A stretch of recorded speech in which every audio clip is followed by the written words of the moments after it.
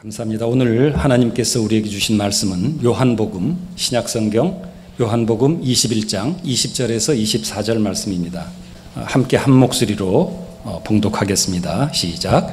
베드로가 돌이켜 예수께서 사랑하시는 그 제자가 따르는 것을 보니 그는 만찬석에서 예수의 품에 의지하여 주님을 파는 자가 누구오니까 묻던 자더라. 이에 베드로가 그를 보고 예수께 여짜오되 주님, 이 사람은 어떻게 되겠사옵나이까? 예수께서 이르시되 내가 올 때까지 그를 머물게 하고자 할지라도 내게 무슨 상관이냐? 너는 나를 따르라 하시더라. 이 말씀이 형제들에게 나가서 그 형제는 죽지 아니하겠다 하였으나 예수의 말씀은 그가 죽지 않겠다 하신 것이 아니라 내가 올 때까지 그를 머물게 하고자 할지라도 내게 무슨 상관이냐 하신 것이로라. 이 일들을 증언하고 이 일들을 기록한 제자가 이 사람이라. 우리는 그의 증언이 참된 줄 아노라. 아멘. 예수께서 사랑하시는 그 제자라는 제목으로 말씀을 증거하겠습니다. 구원받은 신자임에도 타인에게 상처 입히는 데 재능 있는 사람들이 있습니다. 말로, 태도로, 행동으로 그렇게 하면서 본인은 잘 모르죠. 그러다가 자신을 볼 수 있을 만큼 성장하면 그런 줄 알지만 잘 고쳐지지 않아서 고민하고 후회하고 때로는 낙심하며 살아가기도 합니다. 그래도 내게 오는 자는 내가 결코 내쫓지 아니하리라 하신 그 말씀을 의지하여서 그 말씀을 붙잡고 다시 힘을 내는 저 또한 그런 사람들 중 하나입니다. 마가복음 3장에는 예수님께서 12제자를 세우시는 장면이 있습니다. 그런 내용이 나오죠.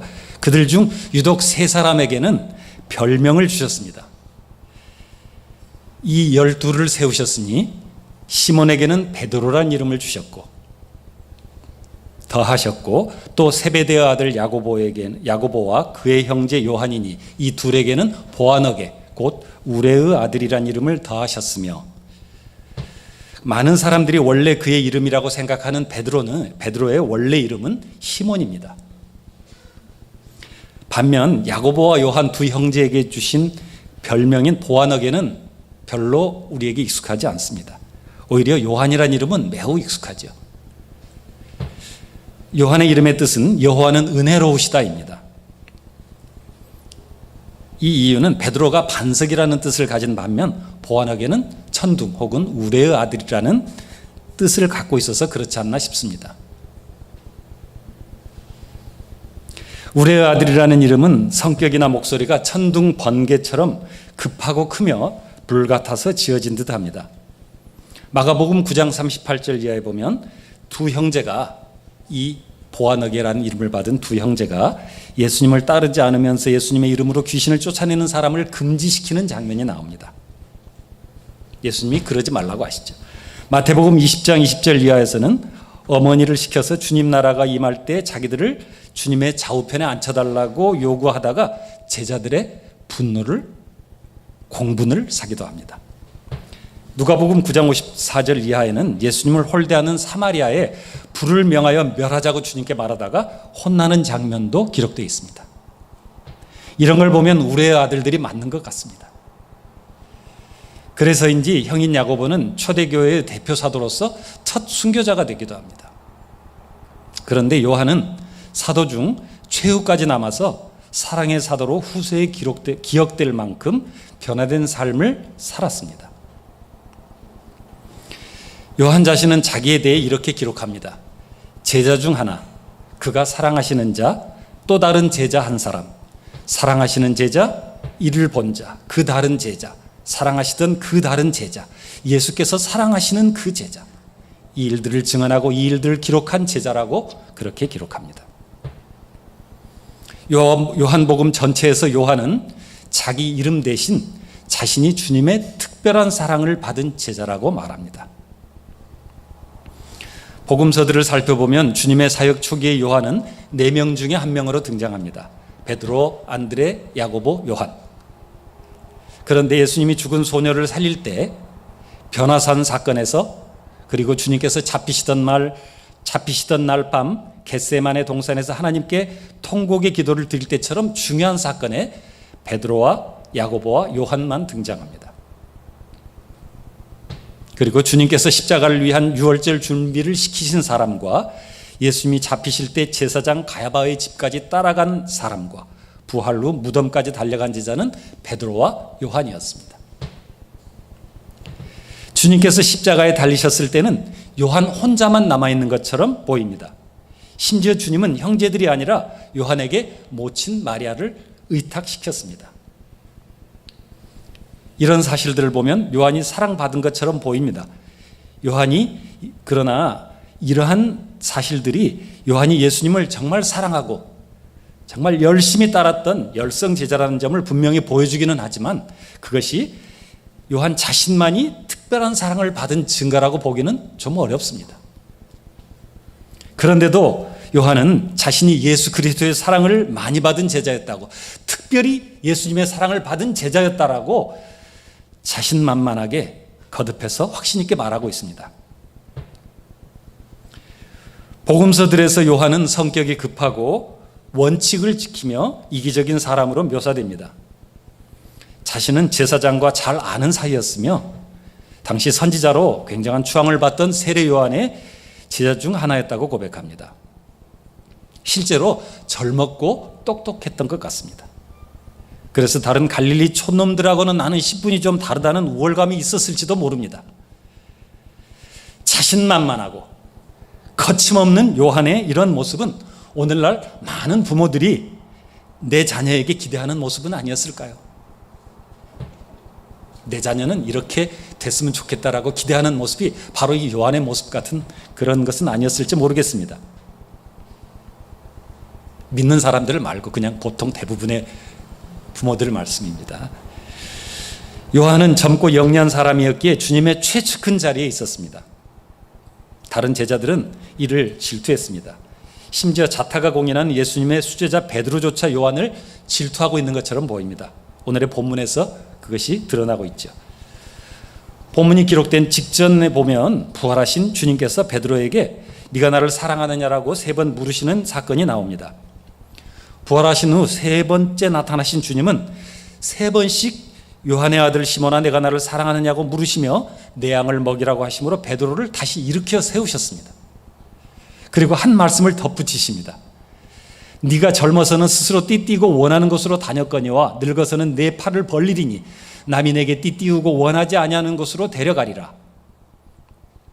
자신의 미래에 대한 주님의 예언을 듣게 된 베드로의 반응이 어떻습니까? 베드로가 돌이켜 예수께서 사랑하시는 그 제자가 따르는 것을 보니 그는 만찬석에서 예수의 품에 의지하여 주님을 파는 자가 누구오니까 묻던 자더라. 이에 베드로가 그를 보고 예수께 여짜오되 주님 이 사람은 어떻게 되겠사옵나이까? 그는 요한의 미래가 궁금했습니다. 십자가에까지 홀로 따라갔던 그 제자, 어둠 속에서도 주님을 제일 먼저 알아본 그 제자는 어떤 미래가 예언될지 궁금했습니다. 왜일까요? 아마도 십자가에서 예수님의 부탁으로 주님의 모친 마리아를 모시게 된 그에게 주님이 부활했으니 이스라엘 나라의 회복, 즉 주님의 왕국이 다시 세워지고 그 오른편에는 수제자로 자부해온 자기가 아니라 요한이 앉게 될까 봐 걱정되었을지 모르겠습니다. 설마 어느 정도 근거가 있습니다. 바로 이어지는 사도행전에 보면 1장에 보면 예수님의 부활하시는 장면이 나오죠. 그때 제자들이 이렇게 예수님께 질문합니다. 그들이 모였을 때 예수께 여쭈어 이르되 주께서 이스라엘 나라를 회복하심이 이때니까 하니 이르시되 때와 시기는 아버지께서 자기의 권한에 두셨으니 너희의 알 바 아니요. 무엇을 말하고 있습니까? 아직도 그들의 마음속에 주님이 지금 승천하시려고 하는 직전에 있는데 그때까지도 아직 이스라엘 나라의 회복, 정치적인 그 이스라엘의 회복을 생각하고 있는 듯한 이 표현은 바로 이러한 그 생각을 혹시 하지 않았을까 하는 것을 충분히 반증해주는 그러한 장면이기도 합니다. 이렇게 보면은 본문은 베드로의 어리석음을 넌지시 보여주고 있지만 요한이 자신을 비교해서 자신을 높이려 한 것은 아닙니다. 자신도 베드로도 당신은 약하고 부족하고 이해가 부족한 사람들이었지만 주님께서 사랑으로 변화시켜서 교회의 기둥으로 주님의 죽기까지 충성하게 하셨다고 말하고 싶은 겁니다. 베드로와 주님 간의 이 사건을 기록하며 요한은 이런 생각을 하지 않았을까 생각해 보았습니다. 그때 내 귀에 주님의 목소리가 들려왔어. 3번을 물으셨지. 시몬아, 내가 이들보다 나를 더 사랑하느냐라고 말이야. 그때 내 마음속에 내게 물으시지 왜 주님을 부인했던 베드로에게 물으시는 거야? 라는 생각이 들었어. 만약에 주님이 내게 물으셨다면 나는 예스라고 말했을까요? 베드로처럼 주님이 나를 사랑하는지 주님이 아십니다, 이렇게 좀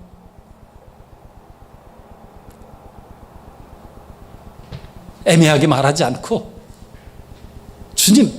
난 주님 사랑해요, 이렇게 말했을 거라고 나는 생각했어. 나보다도 주님을 사랑하는 사람은 분명히 없으니까 나는 그렇게 확신 있게 대답했을 거야. 그런데 나중에 성령께서 내게 깨닫게 하셨지.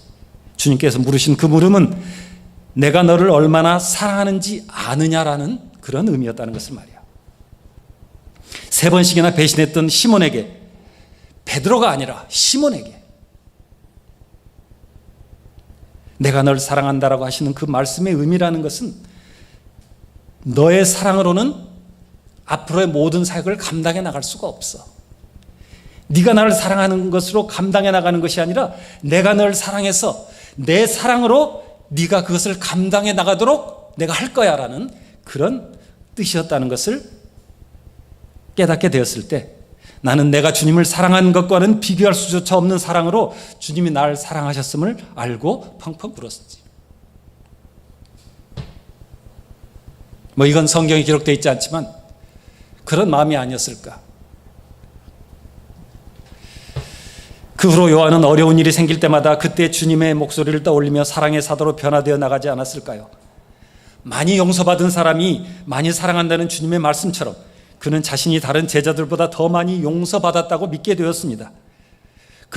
그래서 더 주님을 사랑하게 되었지만 자신이 먼저 사랑하지 않고 하나님이 먼저 사랑하셨다고 말할 수 있게 되었습니다.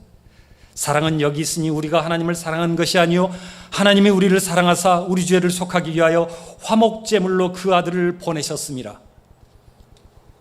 돌이켜보니 교만하여 타인을 상처 입히고 자신의 영광을 구하였던 자기가 받은 사랑이 너무 커서 자신이 사랑받은 제자이며 주님이 먼저 사랑하셨다는 점을 거듭 고백하게 되었습니다.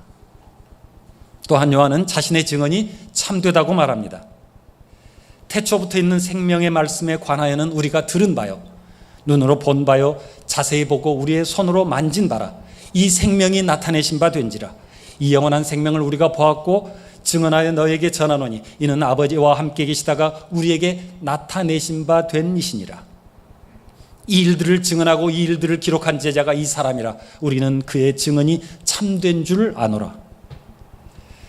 주님과 동고동락했던 동료 사도들은 다 죽고 예수님을 직접 보고 만진 사람들도 대부분 세상을 떠났기 때문에 세상에서 실제 하셨던 예수 그리스도의 십자가 대속이 많은 이단과 인본주의 교사들에 의해 부인되거나 의심되었습니다. 예수님은 사람처럼 보였던 것일 뿐이다.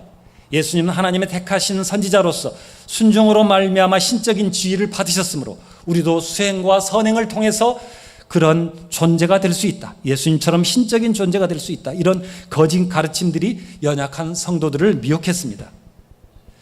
사도들이 다 떠나고 자신만 남은 상태에서 주님은 아직 재림하시지 않는데 주님과 함께 있었던 일을 더 이상은 증언할 수 없는 시간이 다가오는 때에 요한에게는 무엇이 가장 절실했을까요? 사도 요한은 오순절 성령을 받은 후 복음의 증인으로 살아가면서 우리의 아들이라 불릴 만큼 교만하고 허물 많은 자신을 끝까지 믿고 가까이 해주시고 사도로 택해 주신 주님의 사랑을 더욱 분명하게 알게 되었습니다. 성령께서 주님이 가르치시던 사랑을 기억나게 하시고 모든 사건들의 의미를 알게 해주셨습니다. 점차 그리스도의 성품을 닮은 사랑의 사람으로 변해갔습니다. 요한은 자신을 변화시키신 주님의 사랑을 기록해야만 했습니다. 사랑 때문에 성자 하나님께서 이 세상에 인간으로 오셨다. 나는 3년 동안 그분의 가장 가까이에서 그분의 말씀을 들었고 눈빛과 채취와 숨결을 느꼈다. 나는 그분의 품에 의지해서 식사를 했다. 예수가 하나님의 아들이라는 표적들을 내가 직접 보고 경험했다. 죄인을 구원하려고 예수님이 십자가에 죽으시고 부활하셨다. 거기에 내가 있었다. 바로 그 자리에 내가 거기에 있었다. 내가 받은 그 사랑 때문에 나는 그분을 하나님의 아들 구세주라고 증언할 자격이 충분하다. 요한복음이 말하고 있습니다. 성경 전체 요절하면 떠오르는 구절은 요한복음 3장 16절입니다. 하나님이 세상을 이처럼 사랑하사 독생자를 주셨으니 이는 그를 믿는 자마다 멸망하지 않고 영생을 얻게 하려 하심이라. 이 문장 하나 때문에 역사상 얼마나 많은 사람들이 구원으로 인도되었습니까? 우리도 초기의 요한처럼 자신의 정의감으로 주변 사람들에게 상처 주는 사람일 수 있습니다. 중요하지 않은 일로 내 의견이 옳다고 주장하다가 주변 사람들과 다투기도 합니다. 그러다가 겉으로는 화해하지만 속으로는 그래도 내가 옳아라고 말하면서 끝까지 다른 사람을 판단하는 교만을 가지고 살기도 합니다. 우리가 지금은 우리의 아들인지도 모릅니다. 하지만 자기 사람을 끝까지 사랑하시는 주님의 사랑 때문에, 자기 사람을 끝까지 사랑하시는 그 주님의 사랑 때문에 세월이 흐른 후에 우리의 연약함을 회상하며 나는 예수께서 사랑하시는 그 제자라고 우리 자신을 표현하게 될 것입니다. 사랑하는 성도 여러분, 예수님께서는 끝까지 요한을 사랑하셔서 최후까지 진리를 지키고 하나님의 사랑을 증언하는 사랑의 사도를 만드셨습니다. 바로 그 주님이 우리 또한 그렇게 하시려고 택하셨습니다. 현재 내 모습이 우리의 아들처럼 느껴지신다면 요한처럼 사랑의 사도가 될 수 있지 않겠습니까? 주님의 사랑을 증언하는 마지막 증인이 될 수도 있지 않을까요? 네가 나를 사랑하느냐 하는 그 물음에서 내가 얼마나 너를 사랑하는지 제발 알기 바란다, 믿기 바란다, 잊지 말기 바란다. 그렇게 말씀하시는 주님의 목소리를 들을 수 있다면 그렇게 될 것입니다. 이 세상을 떠날 때 이 찬송을 부르면서 주님과 함께 영원한 안식을 누리게 될 것입니다. 내 구주 예수를 더욱 사랑, 엎드려 하는 말 들으소서. 다만 내 비는 말 내 구주 예수를 더욱 사랑, 더욱 사랑. 여러분, 우리는 다 허물이 많은 사람들입니다.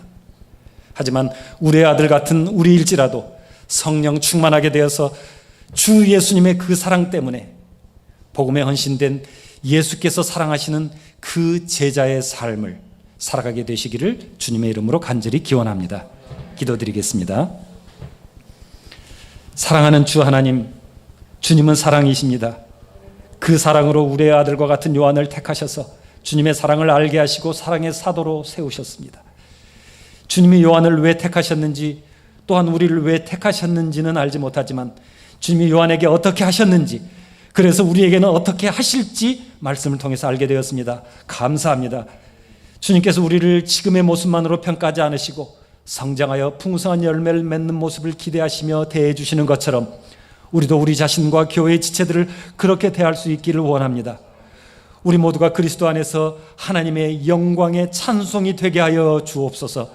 그러므로 주님 안에 지체로 연합되어 있을 수 있도록 날마다 우리를 지도하여 주시옵소서. 성령 충만하게 하여 주시옵소서. 주 예수님의 이름으로 기도드리옵나이다. 아멘.